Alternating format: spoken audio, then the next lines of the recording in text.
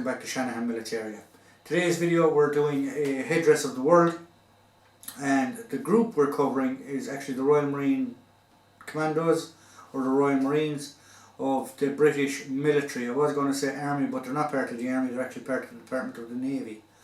Now this regiment, shall we say, can follow its history all the way back to 1664, October of that year in 1664, when it was founded by the Duke of York as a maritime regiment of foot, for shipboarding, protection of ports, things like that.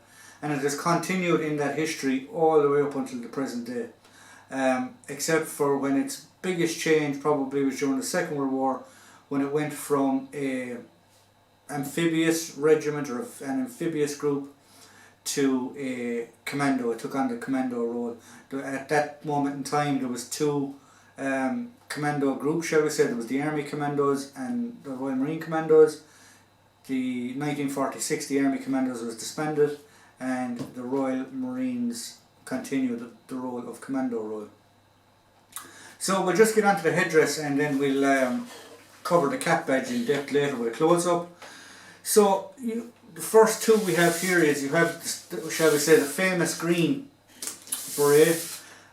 This is the commando beret. This is the beret you get after, this is the beret you get after you qualify from your commando training. Now the Royal Marines, their commando training, or their recruit training I should say, is the longest I believe in the British military. And along with the Royal Marines and the Paras, they form the British quick reaction force pretty much of the British Army, British military, because as I said, these guys are part of the Department of the Navy, they're not actually part of the Army. So the two berets we have in front of us, we'll cover the green one first because that's probably the most famous. I tried to find out the origins of the actual green beret, and the only origin that I could find was during the Second World War, when you had the Army Commando Unit and you had the Marines Commando Unit and stuff like that.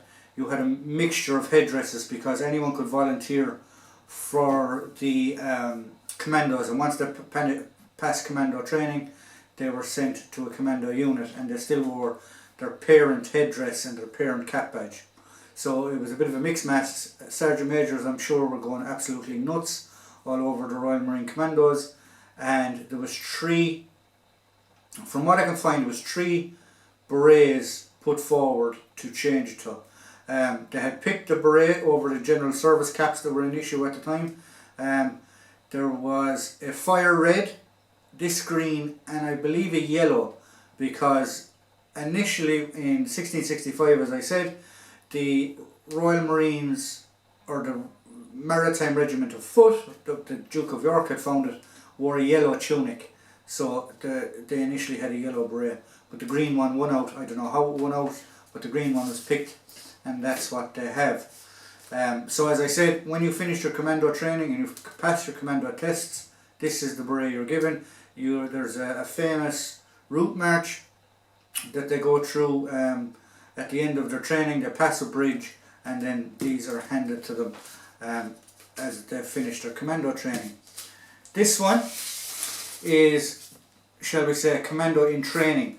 The red dates back to pretty much, they always had red in their headdresses and stuff like that, so it's just a carryover.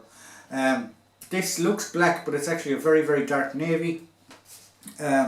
So this is what a Royal Marine will wear before they finish, or before they've passed their commando training.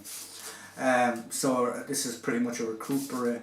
And as I said, with the green beret, you can get the green beret if you do the commando course from a different unit and stuff like that. They do have engineers, things like that attached to them, doctors, signalmen, stuff like that, but they have to complete the commando course to get the green beret. And I'm not sure if other infantry units can still do the commando course to wear the green beret. Unlike the Paras, where if you pass P Company or if you do the parachute training, you get to wear the maroon beret. So yeah, so this is the recruit beret, shall we say. And then this one is their number one dress.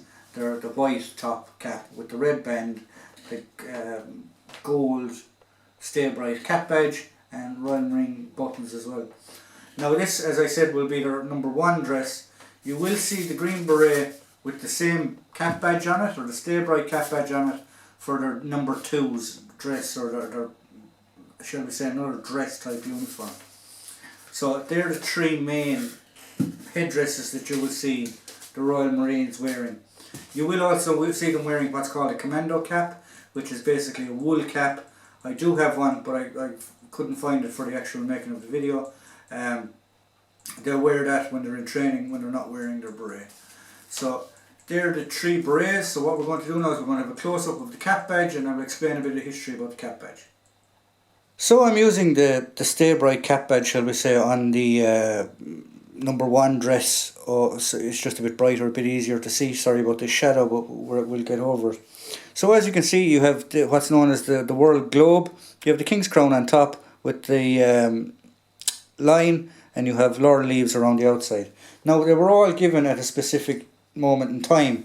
These laurel leaves were presented to the regiment, or presented to the Royal Marines, after a battle in 1761 called the Belle Isle battle, which was against the French. The cap badge itself has a bit of history to it. The line on top, or the royal, when it got its royal title, it's denoted by this line sitting on top of the crown. That was given to them by George III, and that was given in 1802.